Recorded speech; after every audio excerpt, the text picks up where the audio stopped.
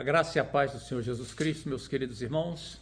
Amém. Graças a Deus pela oportunidade de continuarmos estudando a palavra de Deus dentro do projeto Toda Escritura. E hoje, continuando no livro de Êxodo, nós pretendemos estudar os capítulos 5, 6 e 7.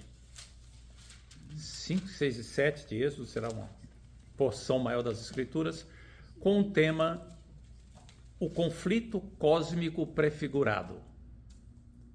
Se você quiser um título mais longo, pode dizer Moisés confronta Faraó, o conflito cósmico prefigurado. Prefigurado, se os irmãos entendem que é você mostrar uma semelhança, algo que ilustra antecipadamente, é isso que aconteça, né? E o que é o conflito cósmico? Conflito cósmico é uma expressão que se usa em literatura, principalmente na literatura religiosa, para descrever o conflito entre o bem e o mal, entre Deus e seus servos e o diabo e seus aliados.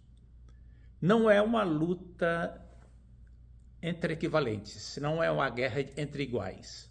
Deus é infinitamente superior, infinitamente mais poderoso do que o diabo, porém é um conflito, é uma guerra que se trava no mundo espiritual principalmente, mas com repercussões no mundo material.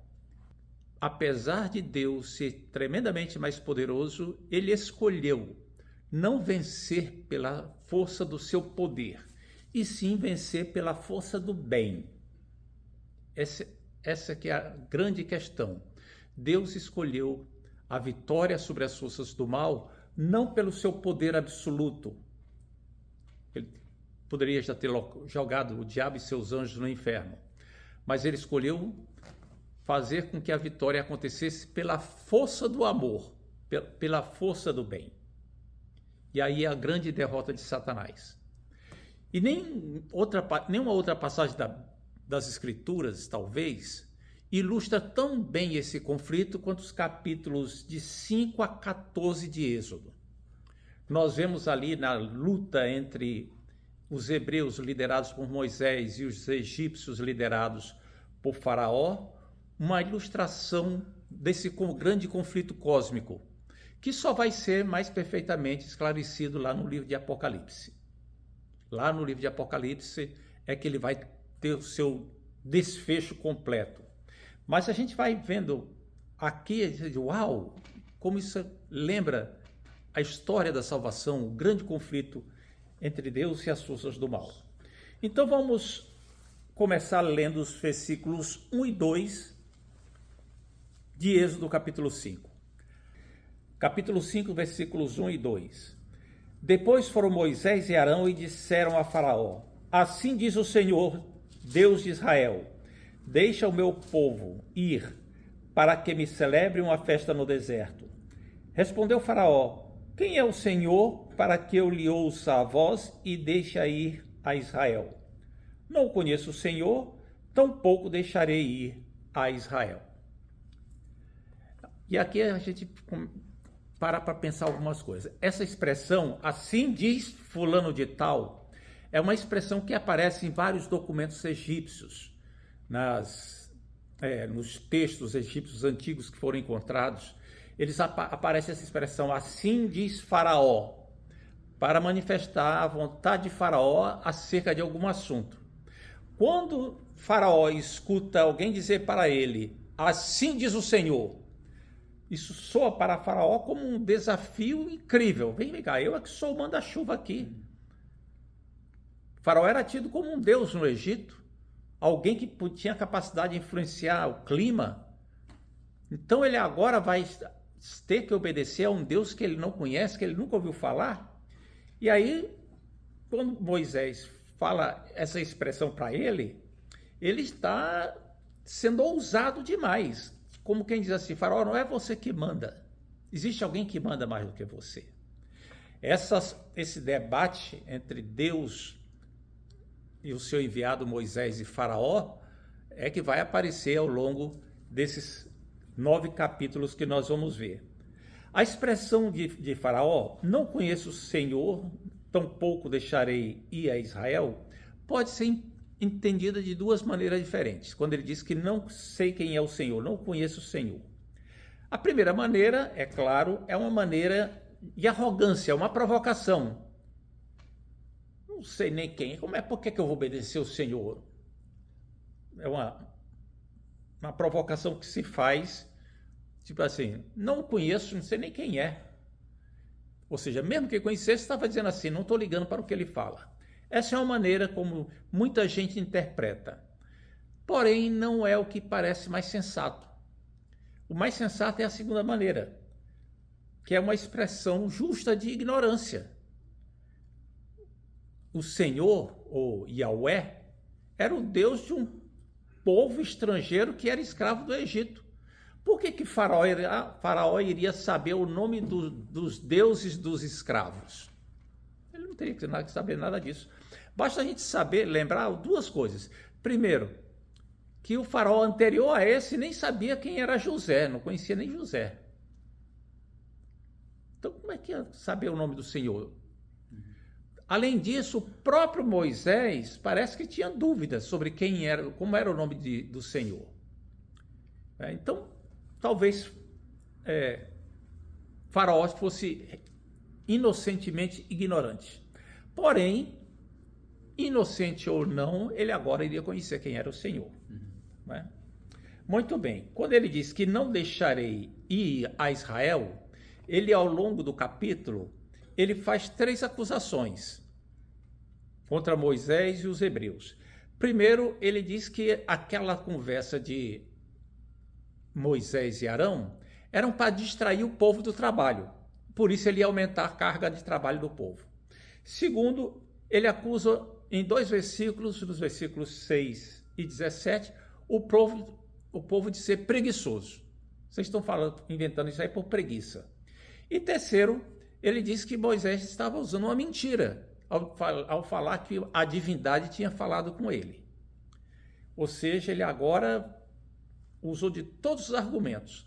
Qual era a grande preocupação de Faraó? Não perder a mão de obra escrava. A grande motivação era econômica. Muito bem. E aí, tem no versículo 3 a continuação do que Moisés fala para Faraó. E ele diz assim: o Deus dos hebreus nos encontrou, deixa-nos ir, pois, o caminho de 3 dias para que ofereçamos sacrifício ao Senhor nosso Deus, e não venha ele sobre nós com pestilência ou com espada. Ou seja, deixa a gente servir ao Senhor, adorar ao Senhor, para que ele não venha aqui e nos castigue, nos mate com peste ou com algum outro tipo de coisa mais violenta. Por que Moisés falou isso?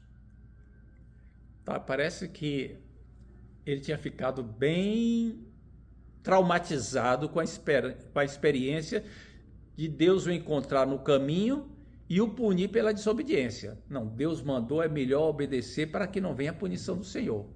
Porque o Senhor o encontrou no caminho para o Egito, na hospedaria, e quase que ele morre. Não é? Muito bem.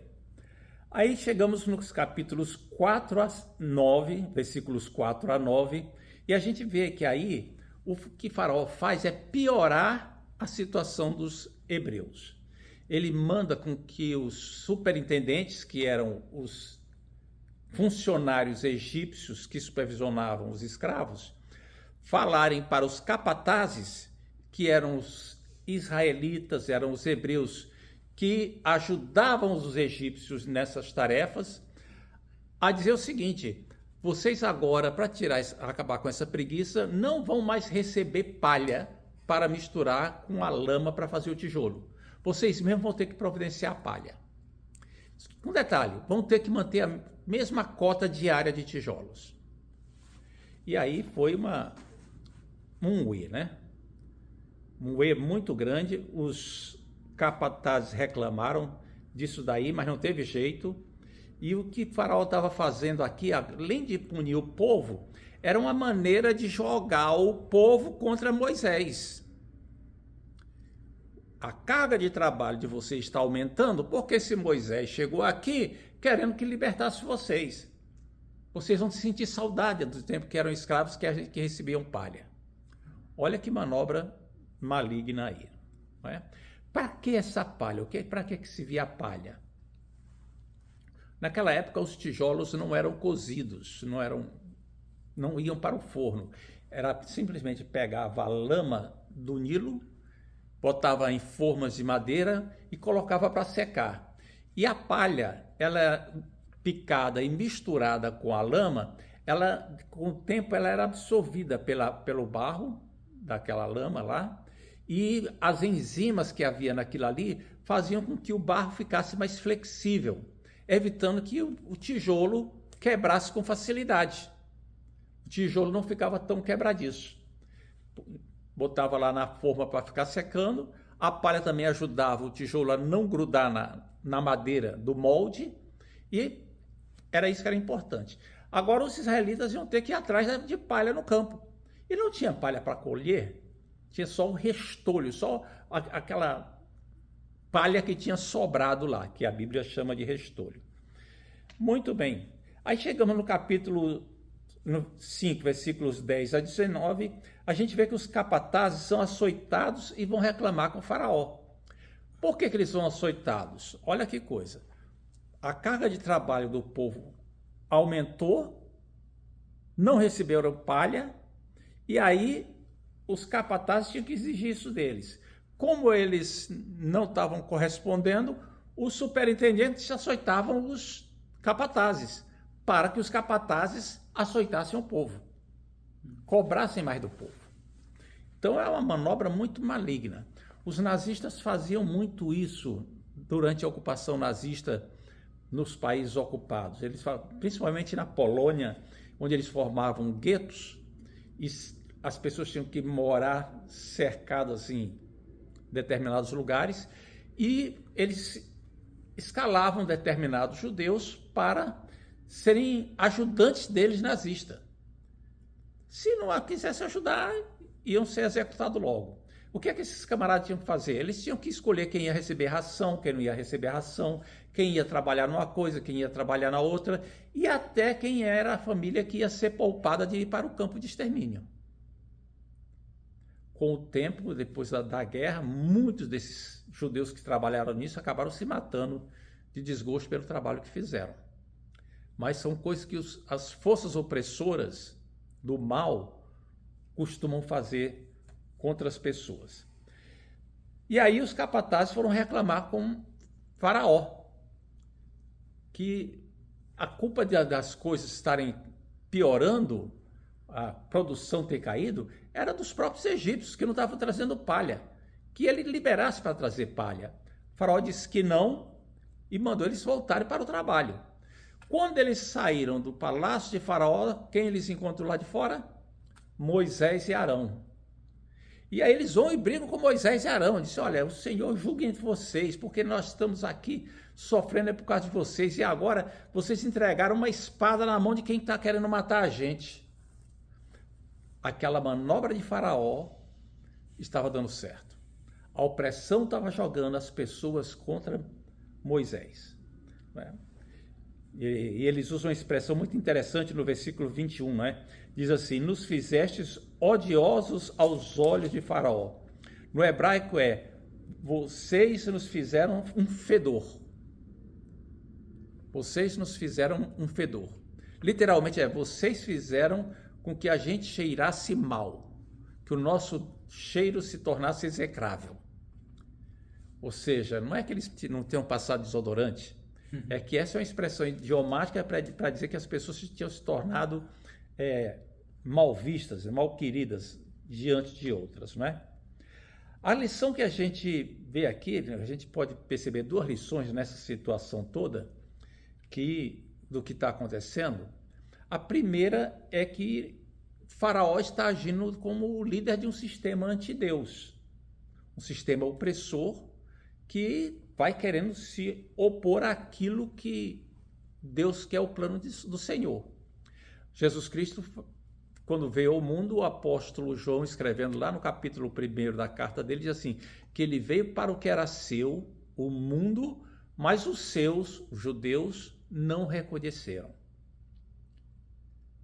Ou seja, Aqui, então, está havendo uma luta espiritual e, por enquanto, as coisas não parecem que não estão indo bem. E aí a gente tem que ver a segunda lição, que a obediência, às vezes, traz um preço a ser pago. Obedecer a Deus não significa que tudo vai correr bem. Às vezes é o contrário. Obedecer a Deus, às vezes, implica em sofrimento. Não para sempre, mas momentaneamente. Muitas vezes acontece isso, que a pessoa se converte, então ela é que passa perrengue muito grande, ela tem que ser estimulada a obedecer, a ter paciência, porque Deus vai dar livramento e a nossa pátria é no céu. O final de tudo não é aqui. Aleluia. Glória a Deus. E aí, no final do capítulo 5, tem agora, né? Os capatazes foram lá se reclamar com o faraó. O faraó disse não, eles saíram, reclamaram com Moisés. E Moisés vai reclamar com o Senhor. E Moisés reclama de uma maneira bem severa com o Senhor. Veja aí o capítulo 5, versículos 22 e 23. Ó Senhor, por que me afligiste? Por que afligiste este povo? Por que me enviaste?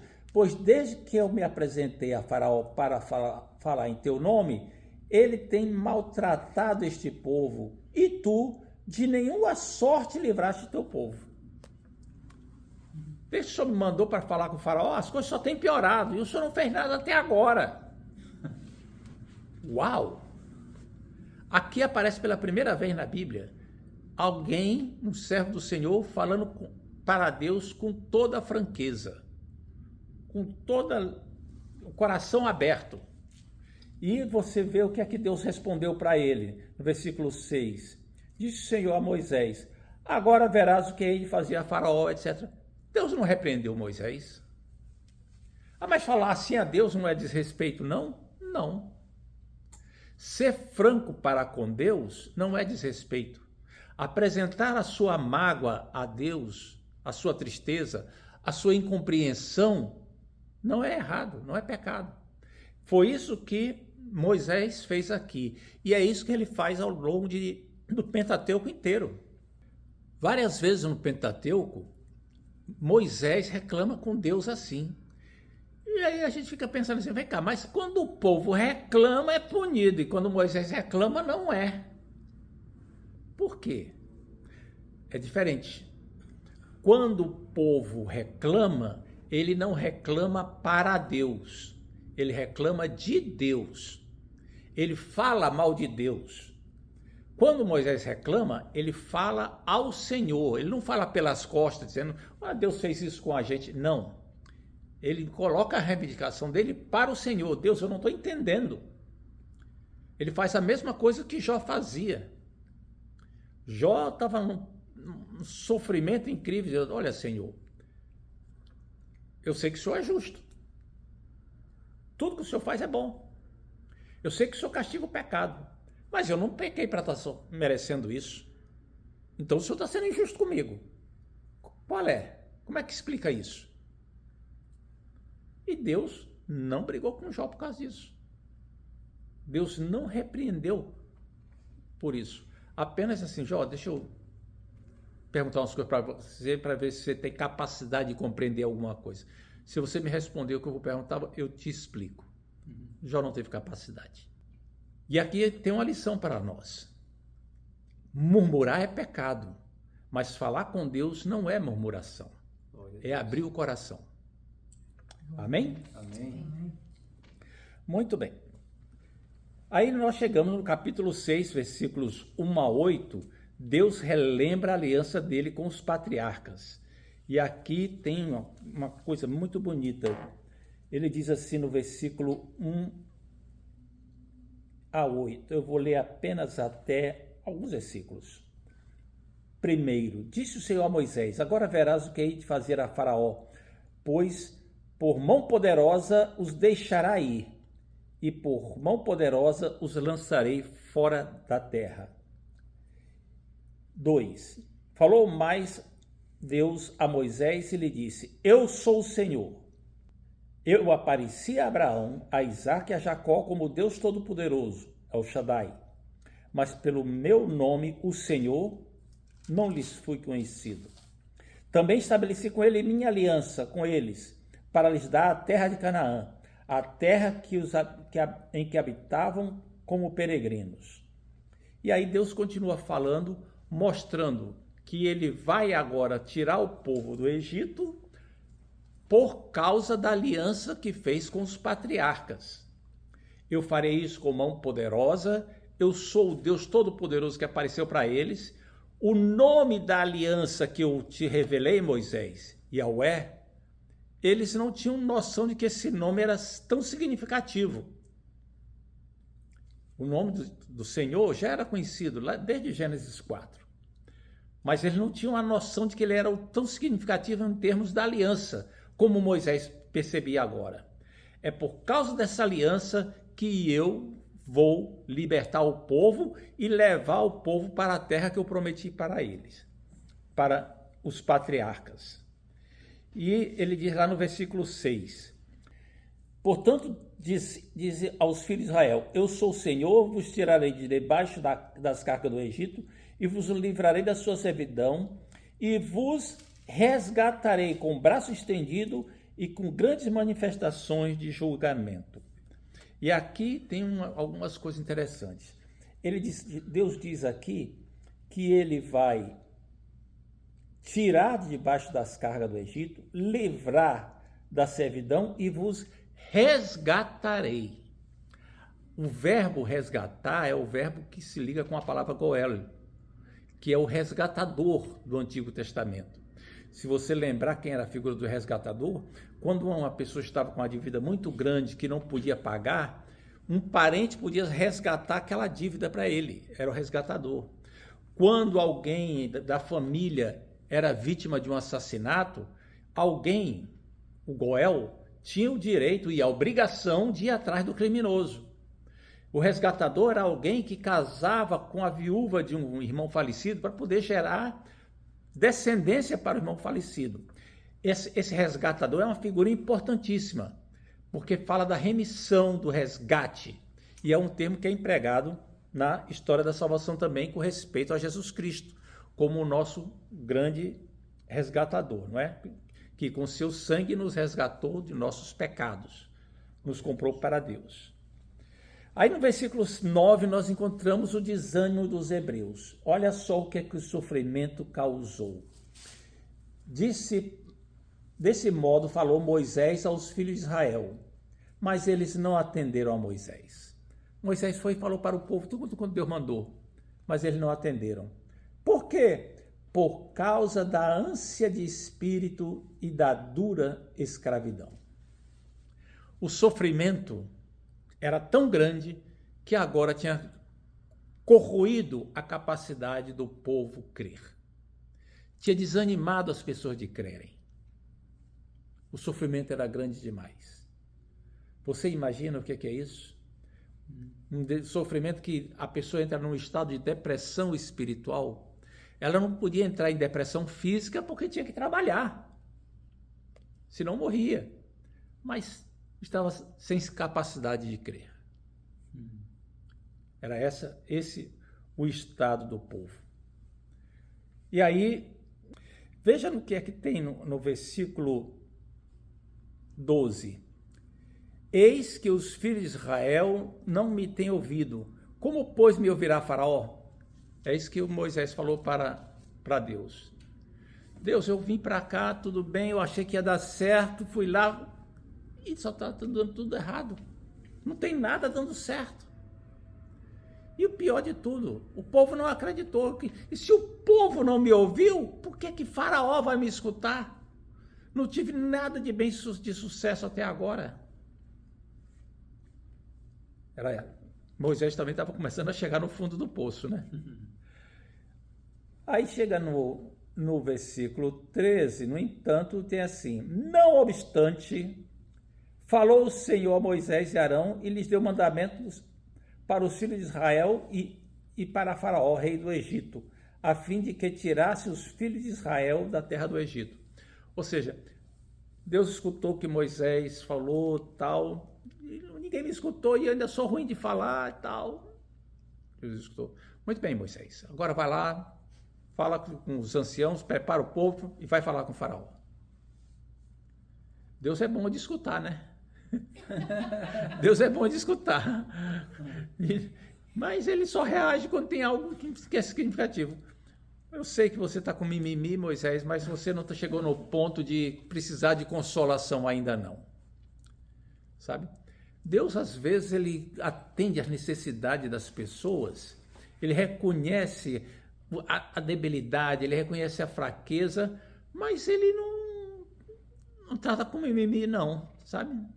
Mesmo Elias, que estava lá super deprimido, tal, mataram teus profetas, só eu escapei. Deus tinha alimentado, feito uma porção de coisas, e Deus escutou aquilo e disse, muito bem, agora você levanta daí, vai ungir a fulano, pega cicrano, tal. Deus tem um tratamento certo. Deus tem um tratamento certo. Nós devemos escutar nossos irmãos, devemos trazer alívio para eles, devemos orar por eles e com eles. Mas não devemos dizer assim, não, irmão, não é assim, não fica pensando isso de você, não fica, não. A gente tem que ter muito cuidado em não estimular o coitadinhismo. Já ouviram falar da palavra coitadinhismo? É a pessoa que fica sentindo pena de si mesmo. A gente tem que ter muito cuidado em, ao aconselhar alguém, ao confortar alguém, não estimular o coitadinhismo. E foi isso que Deus fez aqui. Muito bem. Aí nos versículos 14 a 27 tem a genealogia de Moisés e Arão. Começa falando dos descendentes de Jacó, mas fala só de 3 filhos. Rúben, Simeão e Levi, não fala do resto.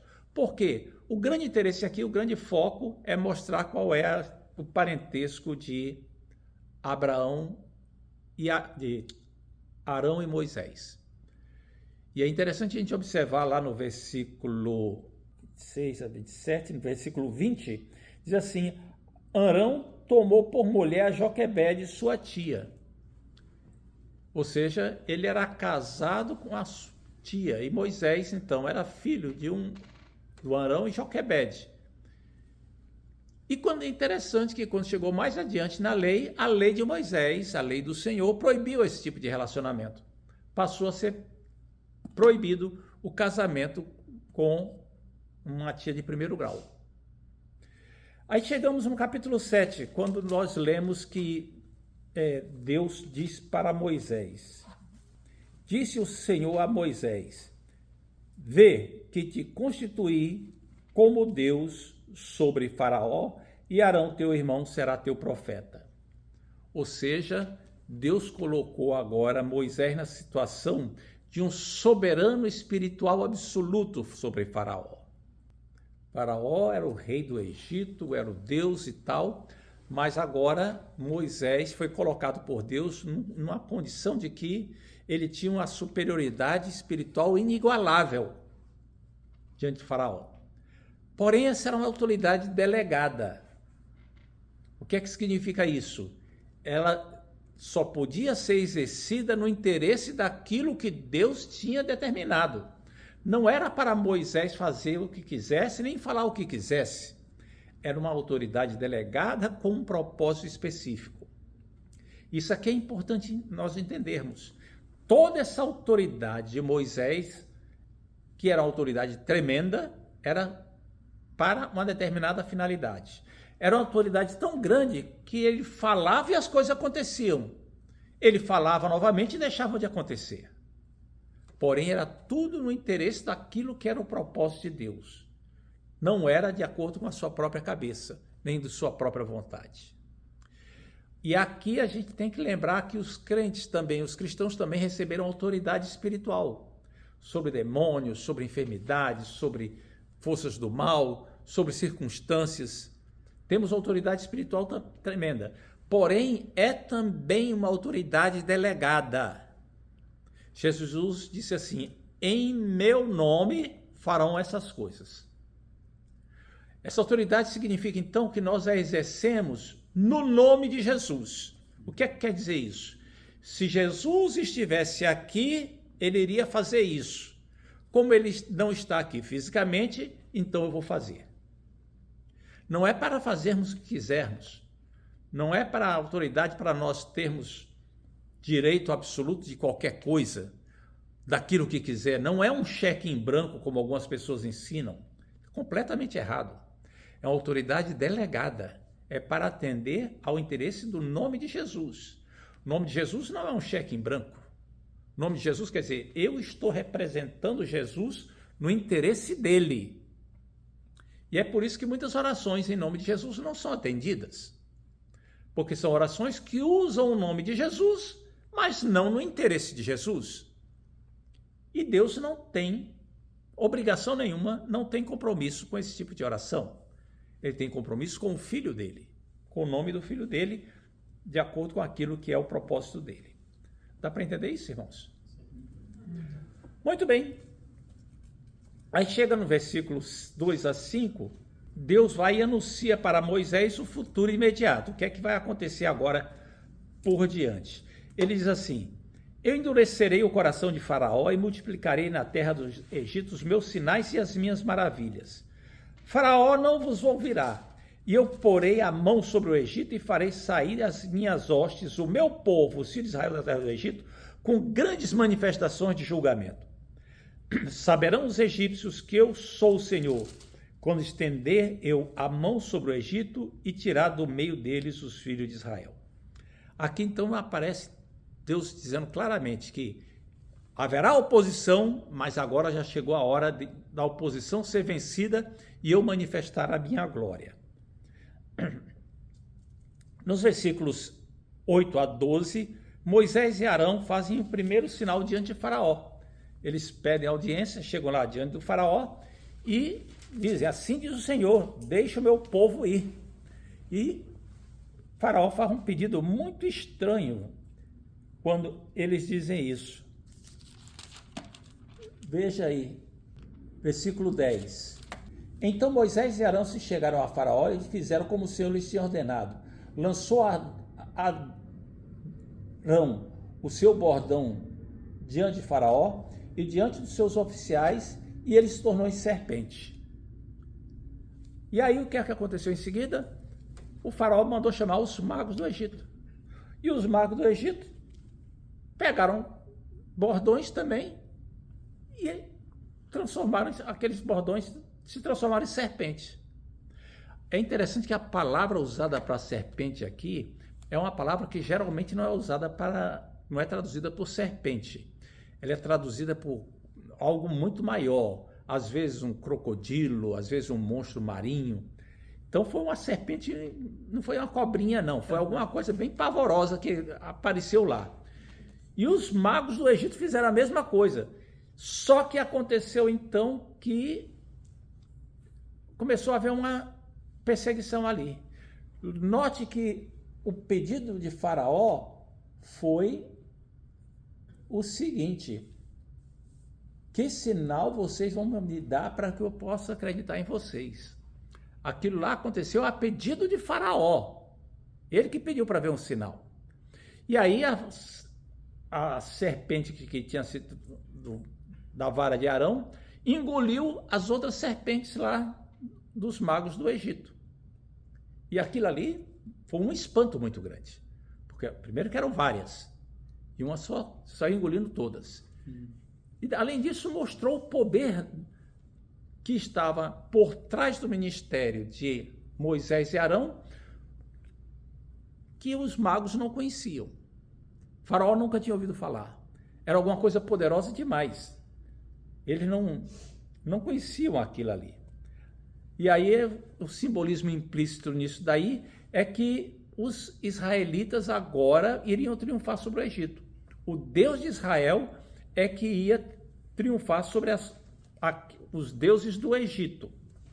E é interessante porque dentro da cultura egípcia havia a crença, como havia também entre os tupinambás lá no Brasil, de que se você comia o adversário ou comia alguma coisa assim, você assumia as forças daquele ente. Você adquiria as forças daquele ente. Os índios antropófagos no Brasil comiam seus adversários, não era por falta de carne, é porque eles acreditavam que aqueles guerreiros, que eram a essência daqueles guerreiros, iria se incorporar no corpo de quem os devorasse. E agora os magos viram as serpentes deles sendo engolidas pela serpente da vara de Arão. O que é que eles pensaram? Ela já era poderosa, mais do que a nossa. E agora engoliu as nossas, vai ficar mais poderosa ainda, porque o poder da nossa passou para ela.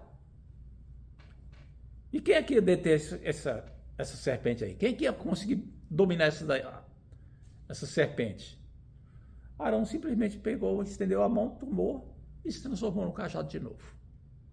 Sem dizer feitiçaria nenhuma, sem dizer palavra mágica nenhuma, sem fazer nenhuma benzedura, simplesmente assim, pela manifestação do poder de Deus.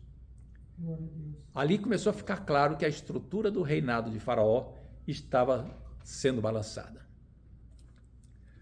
Agora, tem uma questão que a gente tem que abordar aqui. Aliás, duas. Primeiro, os magos conseguiram imitar esse milagre. Será que eles tinham tanto poder? E é interessante que eles conseguiram imitar os primeiros milagres. Eles conseguiram imitar o cajado, eles conseguiram transformar água em sangue, conseguiram fazer aparecer rãs, mas a partir daí não conseguiram fazer mais nada. Primeiro, o que eles imitaram, eles fracassaram porque a serpente deles foi engolida de Arão. E depois eles não conseguiram mais imitar. Mais adiante, quando eles não conseguiram mais imitar, que chegou na praga das úlceras, eles mesmos começaram a ter úlceras. Então estava se manifestando um poder muito maior do que o daqueles magos, do que os deuses do Egito. E mais adiante, das próximas vezes que nós estudarmos, você vai ver que o propósito de Deus era humilhar os deuses do Egito. E está acontecendo isso aqui. A segunda coisa que a gente tem que pensar é o seguinte: existe mesmo encantamento? Os antigos, os magos, os feiticeiros, acreditavam que por meio de palavras mágicas podiam manipular os deuses. Então, daí é que surgiram os encantamentos. E existem várias situações sobre essa, descritas na Bíblia, pessoas tentando fazer isso. E existem vários livros de mágicos, de magias, tanto dos babilônicos, quanto dos assírios, quanto dos egípcios, nas pirâmides aqui da América Central. Vários lugares estão descritos esses encantamentos. Mas será que existe realmente ou era tudo um truque? Porque, por exemplo, a gente já sabe que você pegar uma serpente apertando de determinada maneira atrás do pescoço da serpente, ela fica rígida e parece até uma vara. Mas isso não foi o que aconteceu ali. Elas saíram se devorando, ficaram brigando. Foi uma coisa muito diferente, não foi um truque de ilusão. Como é que se explica isso? Existe esse tipo de coisa? Existe. Sem dúvida nenhuma existe.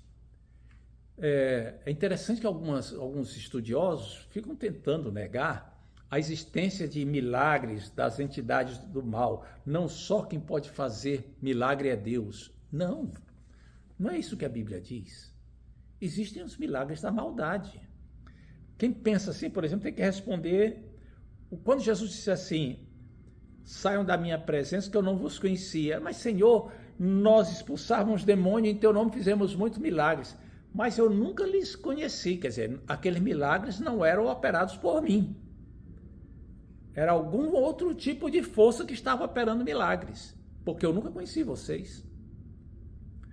No final dos tempos, a Bíblia fala de falsos mestres, falsos cristos, que operarão grandes sinais e milagres. Simão, o mago, tinha habilidade de provocar espanto. Havia determinadas coisas. Havia e existem. Existem milagres ainda hoje. Aqui nos Estados Unidos são mais raros, mas na cultura brasileira Vocês devem estar lembrados que determinados ambientes que se cultivam um tipo de espiritualidade longe de Deus, aquilo ali, existem coisas terríveis que acontecem. Eles existem. Há uma luta dentro daquele conflito cósmico, há uma luta espiritual do bem contra o mal. Muito bem. O versículo 13 diz assim: todavia o coração de Faraó se endureceu. Faraó viu o milagre que ele pediu para acontecer, lá no versículo 9, e não creu. Os anciãos de Israel não pediram para ver o milagre, mas quando viram, creram. Faraó pediu para ver o milagre e quando viu, decidiu não crer. Crer é uma decisão. Ele tomou a decisão de não acreditar. Agora, falando sinceramente, por que ele deveria acreditar? Sinceramente, ele não conhecia o Senhor.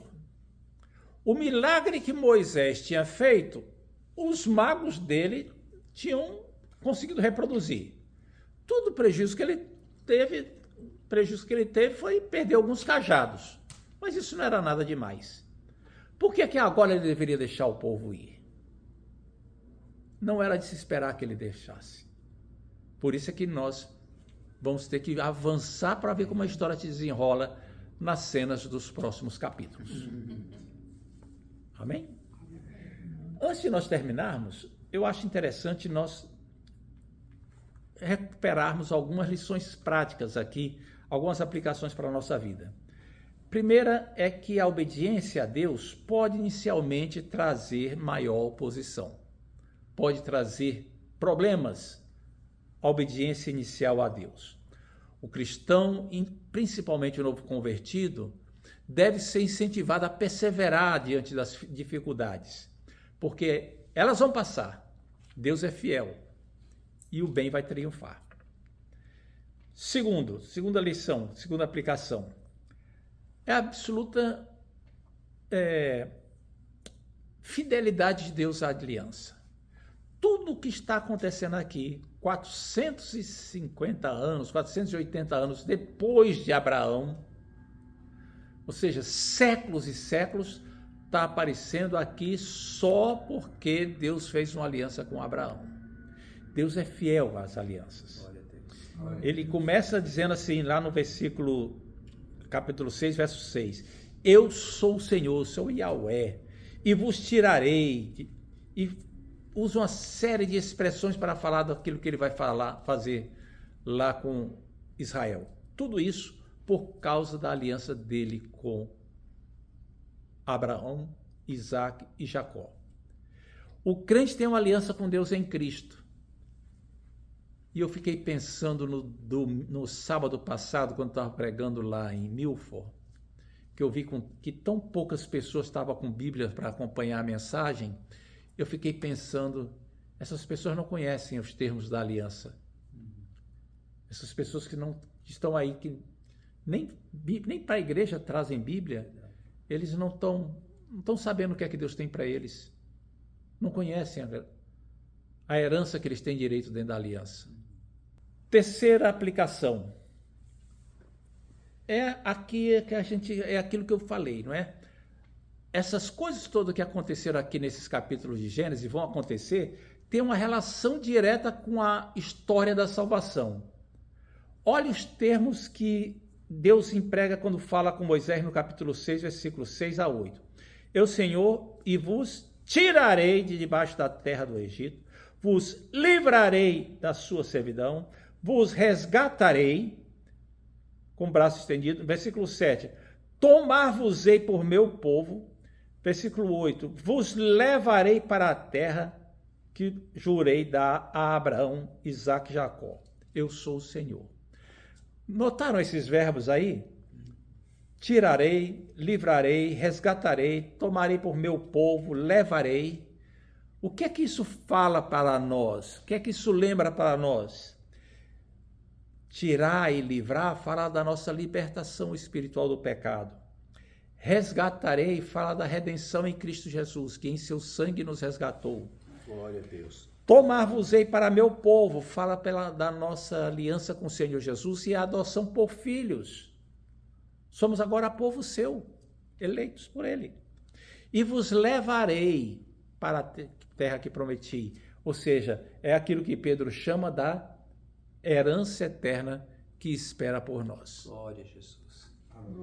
Então, há uma questão espiritual mais profunda envolvida aqui, da qual aquilo tudo que aconteceu ali no Egito foi apenas uma representação inicial. Existe um conflito cósmico, uma luta espiritual muito maior do que isso daí. E aquilo que aconteceu ali entre Faraó, Moisés e o povo de Israel era uma prefiguração disso daí. Por quê? Porque o povo tinha recebido a promessa de ser levado para cultuar a Deus. E Faraó não queria libertar o povo para o povo cultuar a Deus. A chave está aí, para que me cultue, para que me adore, para que esteja junto de mim, para que tenha relacionamento comigo. E Faraó queria impedir isso. Isso é o grande conflito cósmico que nós falamos no início. E a última lição que eu gostaria de lembrar é essa, é que esse conflito, ele passa por toda a Escritura. Ele vai pela Bíblia toda. Ele dá à Bíblia uma estrutura narrativa. Você, sabendo isso aqui, você entende a narrativa da Bíblia. Uma criação perfeita, a queda com a entrada do pecado no mundo, aí a redenção com a obra de Cristo e a consumação final, quando chegamos na glória. E aí a gente vê a história da redenção toda aqui prefigurada. E qual é a grande aplicação para nós? É que nesse conflito não existe lugar para neutralidade. Uau. Não existe lugar para quem não quer tomar partido. Não existe muro para ninguém ficar em cima, não dá para ficar em cima do muro. Ou você se compromete com Deus e o bem, ou se compromete com o diabo e o mal. Meu Deus. Não existe meio termo. O ser humano, ele tem liberdade moral, tem responsabilidade moral e tem autonomia para decidir. De que lado você está? De que lado você está? Cada decisão que se toma nessa vida está envolvendo nesse combate, nesse conflito. Cada coisa que se faz nesse mundo, cada momento, o tempo inteiro, nós estamos tomando posições diante do grande conflito. O tempo inteiro. Até como você reage quando uma pessoa faz uma questão, fala com você de uma forma indelicada. Quando você responde asperamente, você está dando lugar a um sentimento que não vem de Deus. Então você enfraqueceu. Quando você dá lugar ao pecado, também. Por outro lado, quando você resiste ao mal, você está glorificando a Deus. Você está tomando partido daquele lado que é o vencedor. E no final, o Senhor Jesus vai vencer. Glória a Deus. Ele vai ser vitorioso sobre o mal, sobre todas as coisas. E vai ser vitorioso não porque ele é mais poderoso, mas pela força do amor. Porque sendo Deus, se fez homem e foi obediente até a morte e morte de cruz. Levou sobre si os nossos pecados. Isso é algo que o diabo jamais entenderá. Mas isso é a grande derrota dele. Que Deus nos abençoe, nos dê a sua graça para permanecermos fiéis. Amém.